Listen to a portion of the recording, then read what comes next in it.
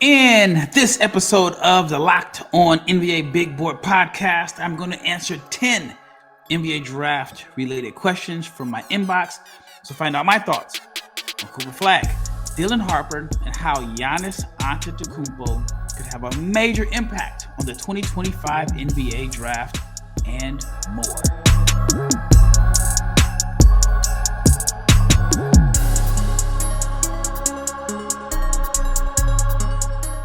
Big shout out to each and every person that has made the Locked On NBA Big Board podcast your first listen of the day. I am your host, Rafael Barlowe, and I am solo dolo tonight. But in this episode, like I said, I am going to answer questions from my inbox. I just cherry-picked 10. Maybe later on this week, I'll do a live show where I will answer questions live. But I mean, I've been getting hundreds on top of hundreds of questions about the NBA draft since the lottery results were announced and since I left the combine in Chicago.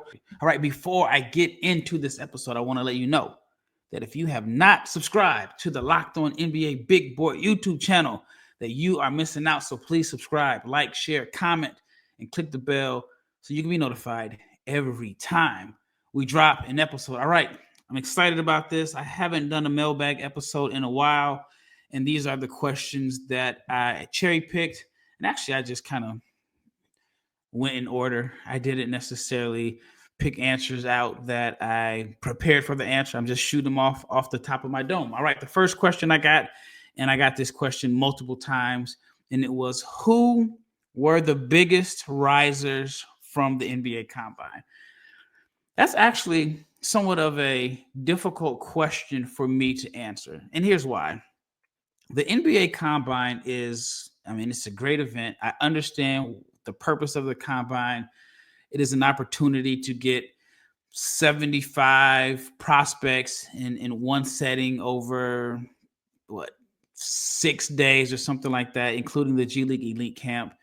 And you do their measurements, you do, shooting drills and so on. Teams do interviews. And then if you're lucky, you get to find a few guys that are first round picks playing 5-on-5 action. With that being said, I really have a hard time understanding how a player can see his draft stock skyrocket without playing a game. Now, it's very possible. It happens every year. I do think some guys can see their draft stock skyrocket through, measurables and so on. And so a couple of the names that you consistently hear about as the biggest risers of the combine are Maxime Raynaud and Cedric Coward. So for me, they're not big risers because I've had them as first round picks or top 30 players in my last few big boards and mock drafts. I mean, Maxime Raynaud averaged like 20 and 11. He was second in the ACC in scoring, first in rebounding. He was like second all-time in three-pointers made in a single season by a 7-footer. To me, seeing him have a strong performance at the Combine does not make him a riser because he's been a first-round pick for me all year. Cedric Coward, despite the fact that he only played 6 games, and a lot of people are calling him a draft riser. I've had him as a first-round pick all year long. So to me, those two guys aren't risers. And I'm not saying this because I have developed personal relationships with them and I interviewed them over the last couple of weeks, but to me, they haven't risen too much because I was high on them. Now, the player that I will say has been a big riser is Yannick Niederhauser from Penn State. Now, he's someone that was invited to the G League Elite Camp and then got the bump or the call up to the NBA Combine. And I think he's really, really helped his draft stock to the point where I thought he was more than likely to return to Penn State for a senior year. But I think that he has a legitimate chance of being drafted. And I wouldn't be stunned to see a team take a flyer on him late in the first round. He has the athleticism and the positional size. And he fits a role of what teams are looking for in a vertical lob threat and shot blocker. What I do like about his game is that he started off at Northern Illinois, transferred up to Penn State, but despite transferring up, his numbers increased. Sometimes you see when guys jump up in competition, especially to a conference like the Big Ten, which has like 80 teams in it. But you see somewhat of a dip in production, and his production increased. So for me, he's the biggest winner of the combine because I didn't think he was a top 60 prospect. I didn't think he was going to get drafted. And now I think that he is in position to possibly be a top 30 pick. And then you got Mackenzie Mbako, played at Indiana last year, has transferred to Texas A&M. And the way he played in the G League Elite Camp and the NBA Combine, I think he definitely helped his draft stock. So those guys are the ones that I think could be considered risers. And then there's Hansen Yang from China and Neoklis Avdalis from Greece. I think for those guys, they probably improved their draft stock simply because a lot of teams hadn't been able to see them play. I know for Yang, I mean, imagine there's hundreds of NBA scouts and executives that were in attendance. I'd probably guess only a handful had seen him live and in person outside of how he played at the NBA Summer League last year. And then Neoklis Avdalis. I know some scouts have seen him in Greece, and some may have saw him play at Basketball Without Borders last year. But I thought for those two guys to perform well the way that they played in the 5-on-5 play, I think helped their draft stock also. So those would be my biggest risers. All right, the next question is, does the combine really matter? And how does a guy's stock rise over measurements and shooting drills? Very, very valid question. I mean, Cedric Coward, again, a guy that I really like, only played 6 games at Washington State, but he was one of the top shooters in the shooting drills, and his measurements were off the charts with a 7'2" wingspan. And so I think his stock definitely rose over what he did at the combine in the eyes of many. Yegor Demon is a guy that you're hearing about. His stock is rising because he measured well, which is expected.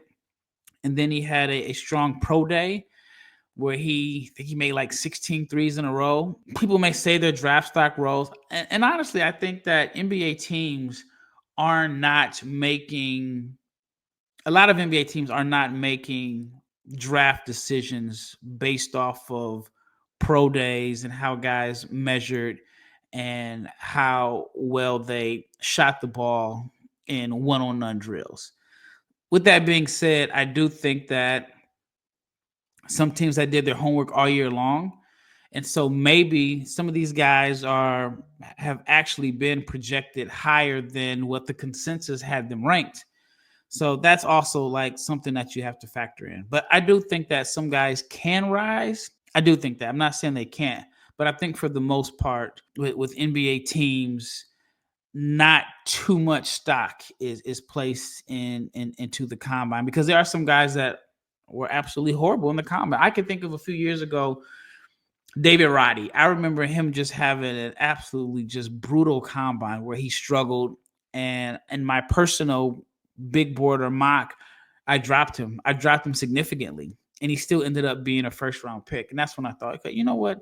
Sometimes the combine doesn't necessarily matter. But then there are exceptions. Jalen Williams came into the combine a few years ago, fringe first round pick, as many people projected, and he left there as a lottery pick. So it's a crapshoot. It's a crapshoot, but I do think sometimes how a guy performs in like the one-on-none settings and in pro days is a little bit overrated, but it gives you a lot to talk about from a content standpoint. All right, when we return, we're going to talk about pro days. I've had people ask me about pro days, if they are important, and then what are teams actually looking for in a pro day. So I'll answer that question. Then I'm going to answer questions about OKC, Giannis Antetokounmpo, Cooper Flagg, and more.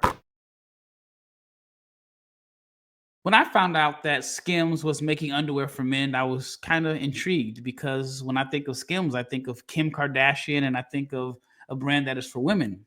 But Skims is actually making underwear for men. And if you have had issues with underwear, whether it is regarding the fit, the comfort, or just finding the right style, Skims has you covered.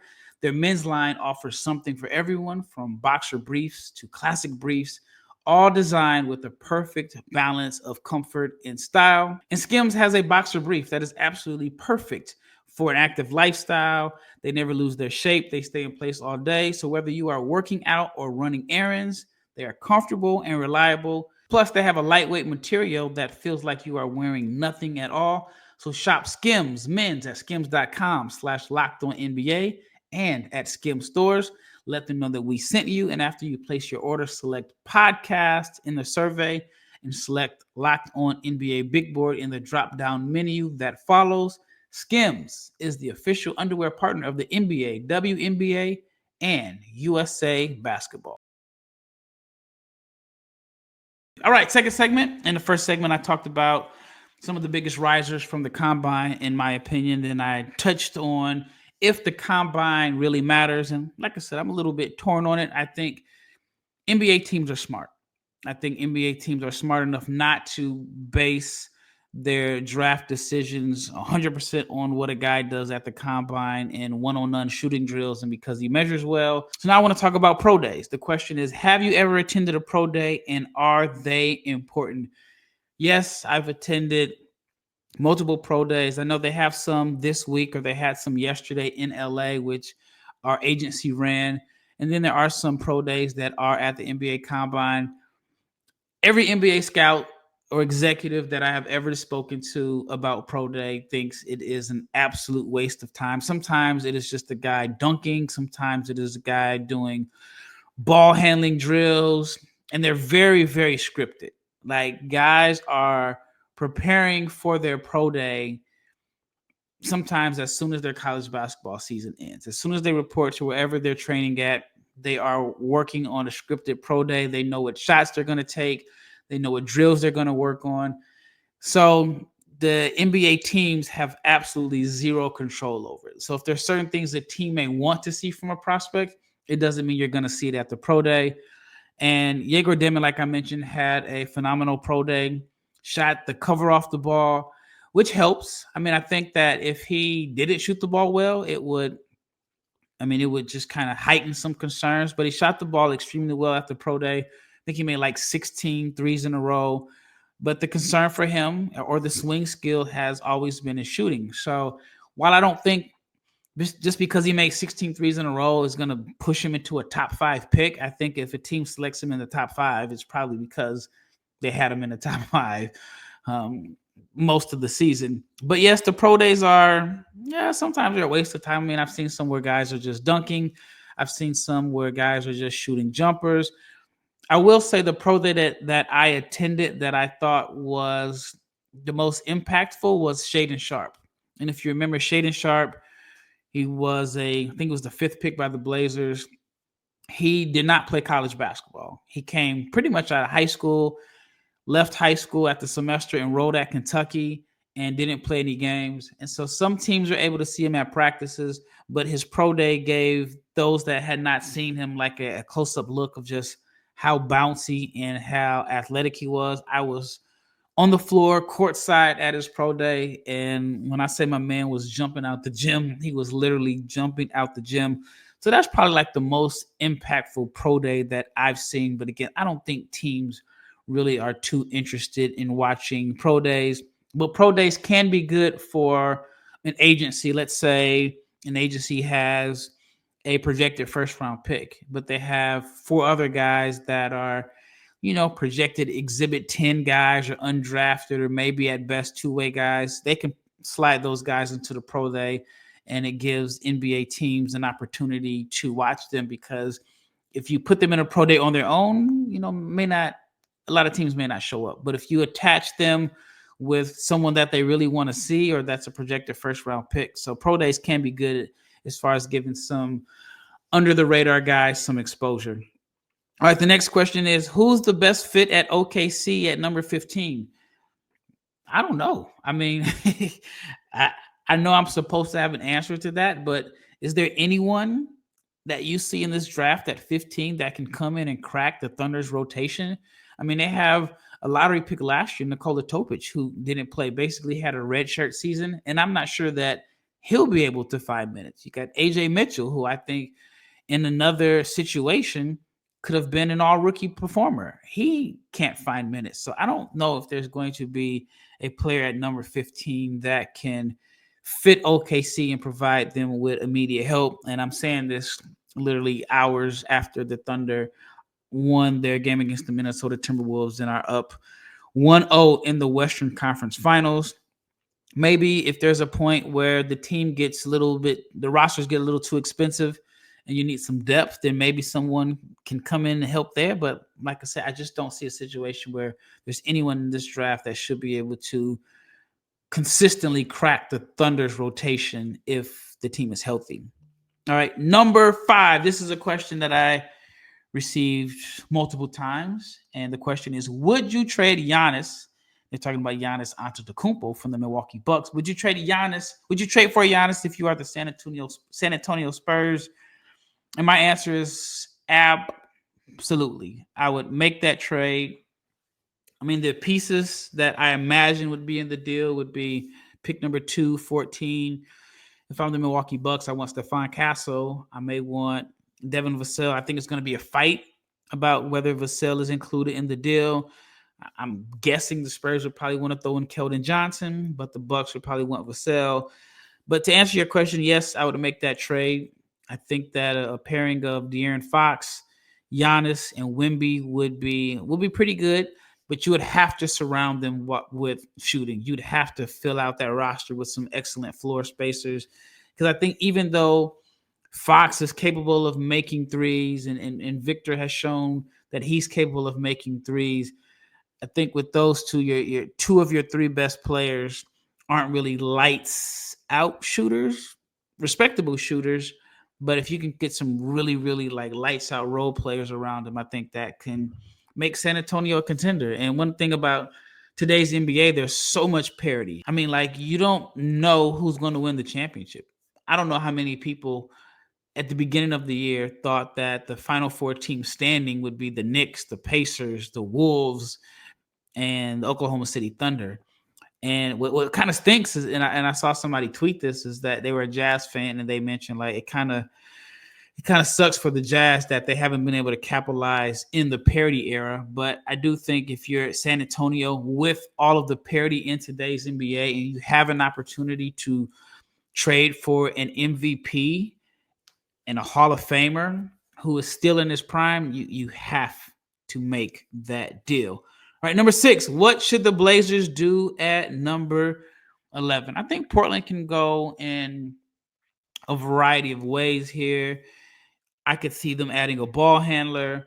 I could see them trading Ant Simons for, I don't know, I mean, I like Ant Simons and I grew up a Blazers fan, and maybe it's just the fan in me that just doesn't like when the Blazers move their guards. Like, I didn't like CJ McCollum being moved. I understood it. I didn't like when Dame was traded. I understood it.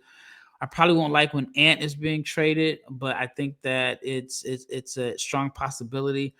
I think the Blazers need some veterans. The Blazers are in a very, very unique situation. If I'm Portland at number 11, if Derek Queen is available, I'm going that route. But I think that I will be looking for like a 3-4, and definitely someone that is a shooter and maybe some size on the wing. But I think the Portland can go in a lot of different ways. I would not be surprised if Portland trades back and finds a player like in the teens, gets more draft capital, and maybe adds a veteran. I don't know. I mean, it's just so tough to predict what Portland does because they're a team that showed some flashes of their future and what they're capable of. They have some young talent. I mean, they've had some wins as far as in the draft. Tamani Kamara is an example. I imagine they want to get off Ayton sometime soon, even though he just did what DeAndre Ayton does. Sometimes you're like, this dude could be an all-star. Sometimes you're like, I don't know if he really cares. But I think by them drafting Donovan Clingan last year shows that no matter who you are, that they're going to take who they believe is the best player available. They're not going to draft around anybody. So Portland is one of the mystery teams that I can't really figure out or guess what they are going to do. All right, number 7, should the Philadelphia Sixers trade the pick? The number 3 pick could get you another veteran. And if you feel like you're in win now mode with Paul George and Joel Embiid, who are, you can make a case and say they're on borrowed time. Embiid is younger than George, but he's dealt with a lot of injuries. Some of them just bad luck, but I mean, for his career, he hasn't been the most durable guy. Paul George is on the wrong side of 35. And so you want to say, all right, they probably are in win now because you have two guys that are making big money, and their best years are probably behind them. So adding a veteran could kind of help, especially in this era of parity. And then you may want to go all in because you figure Boston is going to be down next year. So on one hand, I can see that. I do think the number 3 pick could get them some immediate help. But then on the other side, I'm like, well, if you're Philly, you saw what happened when Paul George goes down or went down. You saw what happened when Embiid was hurt. And maybe you have to really start thinking about the future. You may have to start at least preparing for life without those guys, because what if you make a trade for a veteran, a high dollar veteran, and Embiid gets hurt? Or it's very likely to happen. I don't want to wish it on him, but history says that he's going to miss significant amount of time. And you want to at least have some young guys just in case that the George and Embiid pairing doesn't work. So I'm actually kind of torn what Philly should do. However, if I'm Daryl Morey and I'm thinking I don't have a lot of time with PG, I don't have a lot of time with Joel Embiid, do I want to take a rookie? Because I have two good young guards in Tyrese Maxey and Jared McCain. I imagine they're going to bring back Quentin Grimes. I think I may trade for a vet if I feel like I gotta win now. I only have a short amount of time before I have to rebuild. So I think I may be leaning towards trading for the pick, but it depends on what you can get for the number 3 pick. All right, up next, I'm going to talk about the Brooklyn Nets. I'm going to talk about Hansen Yang and, of course, Cooper Flagg. Shopping for a car should be exciting and not exhausting, but between the confusing prices and hidden fees, I know it can feel pretty overwhelming. And that is why I love using Car Gurus, because they help you cut through the noise and show you the best deals with confidence. And they have over 4 million listings, and Car Gurus has more new and used cars than any other major online marketplace in the United States. They verify dealers, they provide real price analysis, and they give you the tools and the data you need to make the right choice without second guessing yourself. So if you need a deal that you can trust, Car Gurus makes it easy to compare vehicles side by side with unbiased deal ratings. The best feature is that they have price drop alerts, so you know exactly when the perfect car is available for your budget. Plus, they give you in-depth vehicle details. They give you peace of mind before you step onto any car lot. And it is no wonder that SimilarWeb estimated traffic data shows that Car Gurus is the number 1 most visited car shopping site. So buy or sell your car today with Car Gurus at cargurus.com. Go to cargurus.com to make sure that your big deal is the best deal. That is cargurus.com, cargurus.com. All right, last segment. All right, the first question is, the Brooklyn Nets have 4 picks. Who should they take? So if I were running the Brooklyn Nets, I think one of my picks, maybe even 2, would be a swing for the fences pick. So I don't know if they're going to swing for the fences at number 8 or one of the picks in the teens, but if I'm the Brooklyn Nets, I'm taking somebody that, if it works out, I look like a genius. I'm not playing it safe. Brooklyn has the 8th pick number 19, 26, and 27. So you have 1 lottery pick and 3 picks between 19 and 27. One of my swing for the fences picks would be 2 international prospects that I would strongly consider. One is Hansen Yang from China, and the other is Neoklis Abdalas from Greece. I talked about them. Or either I would go with Noah Asenge with pick number 8. I like Asenge. I'm a big fan of what he does as far as his production, Sungay is a French prospect that is currently playing for Radio Farm Ulm. He was not at the NBA Combine because he is still in season. And from what I heard, that they think that his team has a really good chance of making it to the finals in the German league, which makes it very interesting because if his team goes all the way to the last game of the finals in the German league, it is the day of the NBA draft. Could you imagine the decision that Ben Saraf and Noah Asingé would have to make? Do we go to the draft and hear our name called for something that we've been working on our whole lives, or do we play in game 5 of the championship? Again, cross that bridge when it comes, but I think it could be an interesting decision. I think on one hand, you say you don't leave your teammates hanging, you play in game 5. Totally get that. But if you've been working your whole life to go to the NBA and you want to hear your name called, I can understand how someone may say, I want to go to the draft. I want to shake the commissioner's hand because this will never, ever happen again. You can't get redrafted. But with that being said, Noah Asingé would be the guy that I would take at number 8 if I'm the Nets. I mean, to me, he's not a swing for the fences guy. I just love his upside.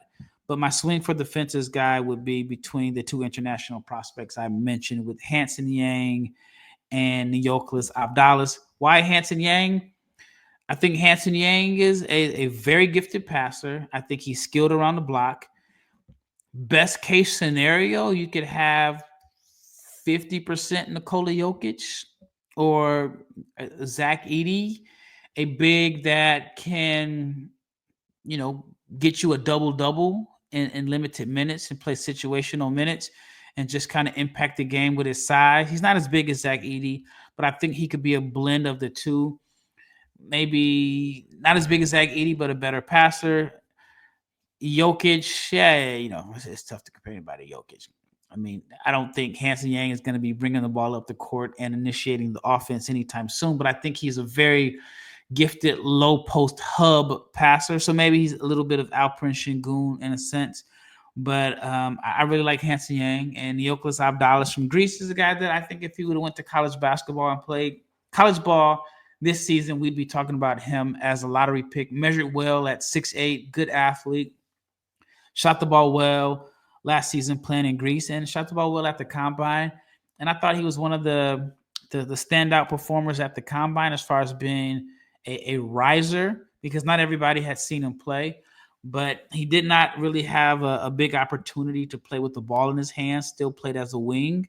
But like I said, he shot the ball well. So those would be like the two guys that I would swing for the fences on. Someone else I would probably swing for the fences on if I were the Nets that could be available in that range. Maybe Will Riley. I think Will Riley could be available in that range. And if Nolan Traore happens to fall and be available at 19, that would be a no-brainer pick for me, because coming into the season, I thought he was a top 5 prospect. Nolan Traore, the point guard from France. I thought he was a top 5 prospect, had a strong FIBA Adidas Next Generation tournament. I forgot which team it was, but he had 45 points against either Barcelona or Real Madrid. So that means he had 45 points on either Yegor Dimin or Kasparas Shakachonis. He led the FIBA games in assists, and then he had a really strong performance at the Nike Hoop Summit. And then when I think about it, if I put any of the point guards projected ahead of him in France and they play professionally, and I put him in the United States playing college basketball, I think some of the results would have been a little bit different. So if Nolan Traore happens to be available at 19, I think that's a no-brainer. Another question, what did you think of Hansen Yang? I talked about it.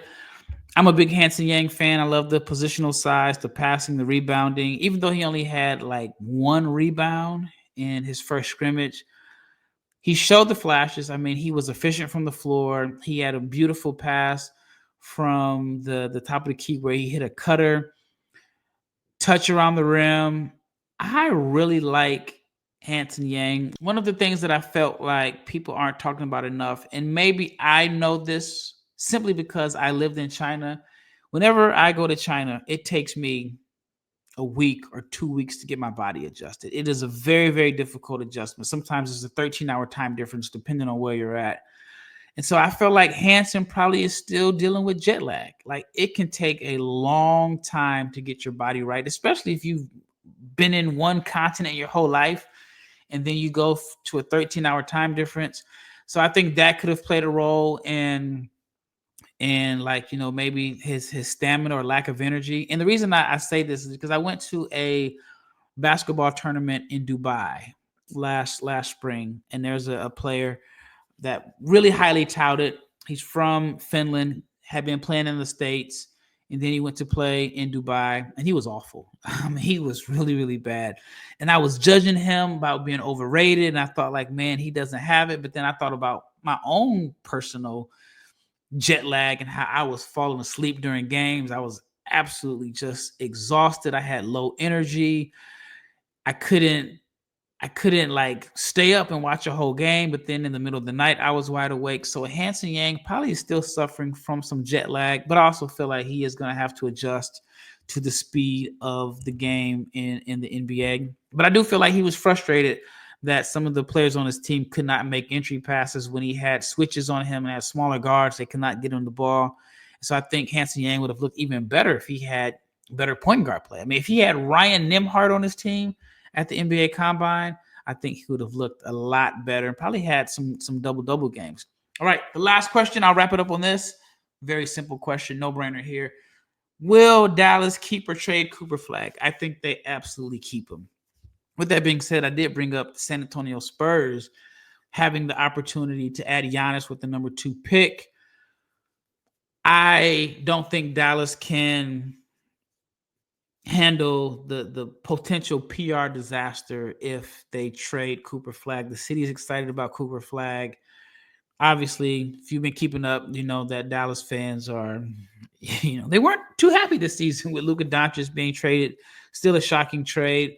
While I do think they'd be happy about a Giannis or Kevin Durant, I think you just don't trade Cooper Flagg. If Cooper Flagg has the same career as Giannis, that is an absolute win. But Cooper is 18 years old, and he's a player that the fan base is definitely excited about. And if you trade for Giannis, you really have to win, like, right now. Like, you got to win right away with a big three of Giannis and Anthony Davis and then possibly Kyrie Irving later on in the year. I get why you kick the tires on it, but I just don't know if you make that trade. So if it were me, I don't make that trade. But I do think that Cooper Flagg is going to be a Dallas Maverick on opening night. Well, that wraps up this episode of the Locked On NBA Big Board Podcast. Stay tuned this week. No promises because I have to go to EYBL, and sometimes when I'm traveling, Wi-Fi isn't the best. But I'm thinking about doing a live draft show where you can ask me different questions, and maybe even an hour-long show. James is going to do his big board. We're going to have Leaf on. We're going to have the Locked On NBA crew on this week. But once again, thank you for making this your first listen of the day, and I am out of here.